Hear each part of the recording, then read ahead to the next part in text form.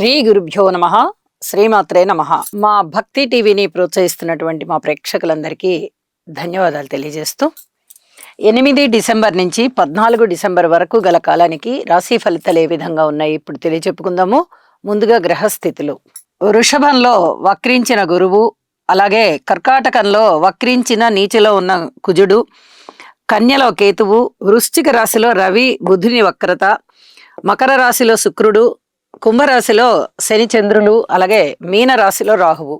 గ్రహస్థితులు ఈ విధంగా ఉండగా వారాంతానికి వెళ్ళేటప్పటికీ చంద్రుని యొక్క స్థితి ఉచ్ఛలోకి వచ్చి ఉన్నది.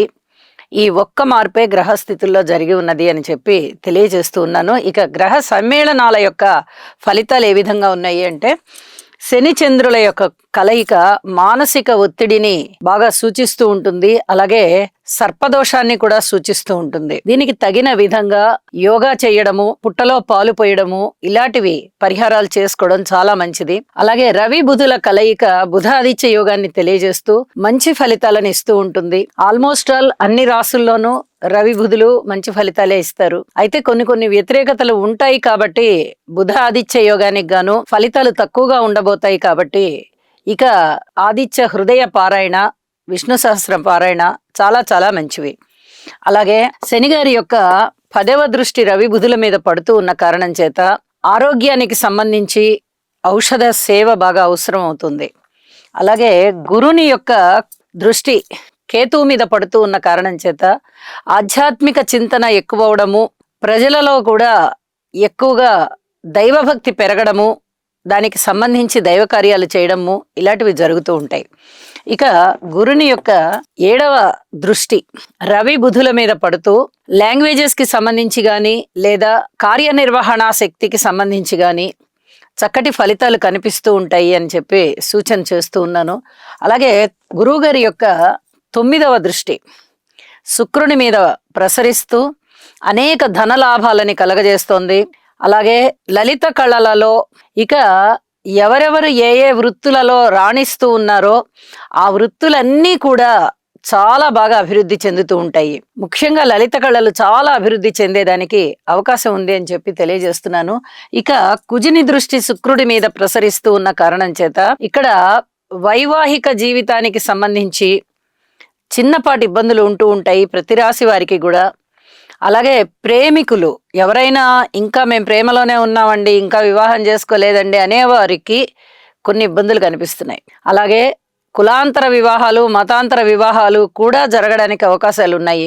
ఇక కుజుని 8వ దృష్టి శని చంద్రుల మీద ప్రసరిస్తూ ఉన్న కారణం చేత ఆపరేషన్స్ కి ఎక్కువగా అవకాశం ఉంటూ, రక్తస్రావం జరగడానికి ఎక్కువగా అవకాశం ఉంటూ, దెబ్బలు బాగా తగలడానికి అవకాశం ఉంటూ, భూమి తగాదాలకు ఎక్కువగా అవకాశం ఉంటూ, కోర్టు కేసులకు ఎక్కువగా అవకాశం ఉంటూ ఇలాంటి ఫలితాలని సూచిస్తూ ఉంటుంది. అయితే వీటన్నిటికీ పరిహారాలు ఉన్నాయి. జ్యోతిష శాస్త్రం ప్రతి చిన్నదానికి పరిహారం చెప్తోంది. తప్పనిసరిగా నవగ్రహ స్తోత్ర పారాయణలు చెయ్యండి, ఇంటి ఎలవేల్పుని పూజించండి.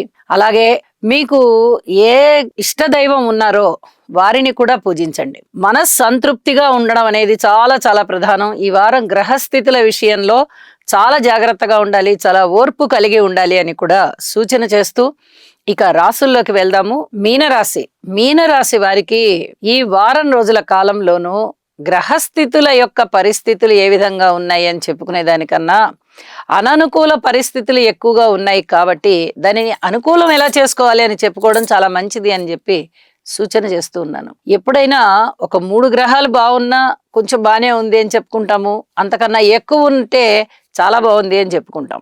అంటే ఉత్తమ ఫలితాలు, ఉత్తమోత్తమ ఫలితాలు, మధ్యమ ఫలితాలు అని 3 విభాగాలుగా ఉంటూ ఉంటాయి ఫలితాలు. మరి ఇక్కడ ఒకే ఒక గ్రహం యోగిస్తోంది. లాభస్థానంలో శుక్రాచార్యుల వారు యోగిస్తున్నారు. దాని మీద గురుని దృష్టి బాగుంది. మళ్ళీ గురువు గారు 3య స్థానంలో అంతగా లేదు. అపవాదులు, అపనిందలు, కలహాలు, దుఃఖాలు ఇలాంటివే కనిపిస్తూ ఉన్నాయి. ఇప్పుడున్న ఈ గ్రహస్థితికి గాను నవగ్రహ స్తోత్ర పారాయణలు చెయ్యండి. నవధాన్యాలు కొంచెం దానం ఇవ్వండి.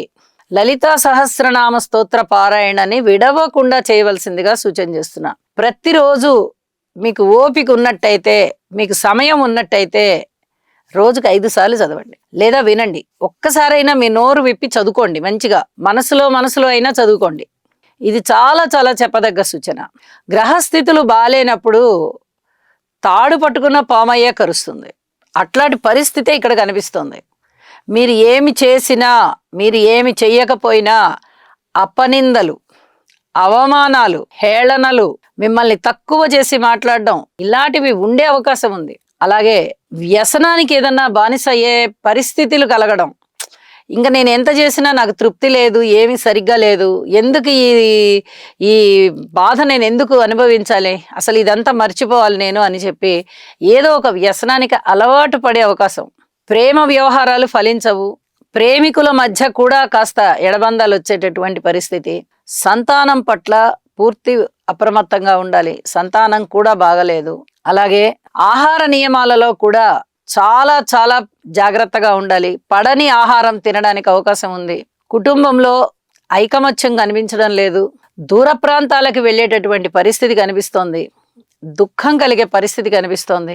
బాధ కలిగే పరిస్థితి కనిపిస్తోంది. ఒక దిగులు పడే పరిస్థితి కనిపిస్తోంది. ఏంటి పరిస్థితులు, మనం ఎంత కష్టపడుతున్నా మంచి పేరు లేదు, ఎంత సంపాదించాలనుకుంటున్నా కూడా మనకి అవకాశాలు రావట్లేదు, ఎంత సంపాదించినా ఆ డబ్బు అక్కడికి రావట్లేదు. ఇలాంటి ఆలోచనలు, ఇలాంటి బాధలు మిమ్మల్ని చాలా చాలా బాధకి గురి చేసే విధంగా ఉన్నాయి. ఈ ఆలోచనలన్నిటినీ పక్కన పెట్టండి. దైవనామస్మరణ చెయ్యండి. ఇంటి ఇలవేల్పుని పూజించండి. భగవంతుడు ఉన్నాడు అనే ఒకే ఒక్క నమ్మకంతో రోజులు గడపండి. మీ పని మీరు చేసుకుంటూ వెళ్ళండి. ఖచ్చితంగా మీకు బాగుంటుంది అని చెప్పి తెలియజేస్తూ ఉన్నాను. కలహాలకి మటుకు దూరంగా ఉండాలి. ఇది చాలా చాలా చెప్పదగ్గ సూచన అని చెప్పి సూచన చేస్తూ, మారిన గ్రహస్థితుల రీత్యా చంద్రుని యొక్క సంచారం తృతీయ స్థానంలో వచ్చి కొంచెం మంచి ఫలితాలను ఇస్తోంది.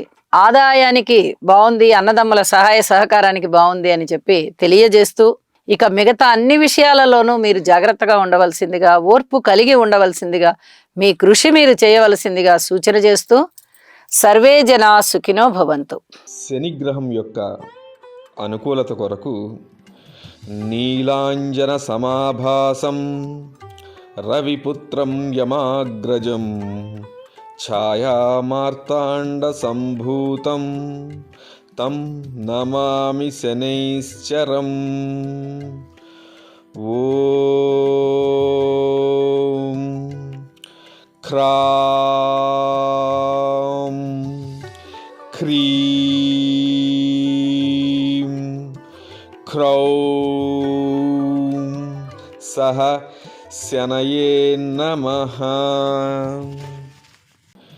నీలాంజన సమాభాసం రవిపుత్రం యమాగ్రజం ఛాయామార్తాండ సంభూతం తం నమామి శనైశ్చరం. ఓం క్రాం క్రీం క్రౌం